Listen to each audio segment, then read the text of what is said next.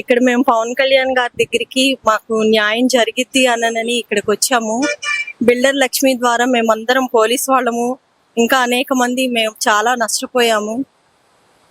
అందరి దగ్గరే డబ్బులు కట్టించుకుని 35 లక్షలు డబుల్ రిజిస్ట్రేషన్ చేసి డబ్బులు కట్టించుకుని రిజిస్ట్రేషన్ చేయకుండా ఇళ్ళేమీ కట్టనివ్వకుండా 6 ఏళ్ల నుంచి ఆ ఇంటి దగ్గరికి మమ్మల్ని తెప్పించుకుంటున్నది. వెళితే ఇంటికి తాళాలేసి ఉంటుంది, ఫోన్ చేస్తే ఫోన్ లిఫ్ట్ చేయదు.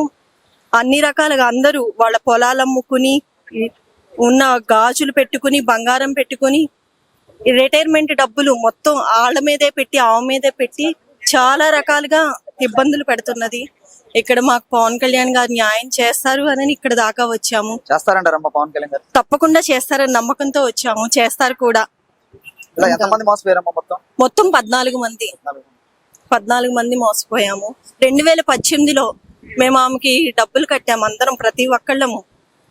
ఈఎంఐలే కానీ బ్యాంకులోనే తీసుకొని బంగారమే కానీ పొలం అమ్ముకొని రిటైర్మెంట్ డబ్బులు ప్రతి ఒక్కళ్ళము అందరికి రిజిస్ట్రేషన్ చేసి మళ్ళీ అదే ఇల్లుని 2-3కి పెట్టింది. వాళ్ళు వస్తున్నారు, ఫస్ట్ రిజిస్ట్రేషన్ వాళ్ళు, సెకండ్ రిజిస్ట్రేషన్ వాళ్ళు ఒకే ఇంటిని 5-6కి అమ్మింది.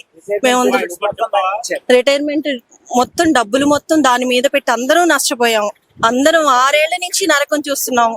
పిల్లల చదువులకి ఉన్న ఇళ్ళు అమ్ముకుని, పిల్లల చదువులకి మేము ఉంటున్న ఇళ్ళు అమ్ముకుని ఇక్కడ నష్టపోయి అక్కడ నష్టపోయి చాలా మానసిక ఒత్తిడితో మేము అందరం ప్రతి ఒక్కళ్ళం గురవుతున్నాము.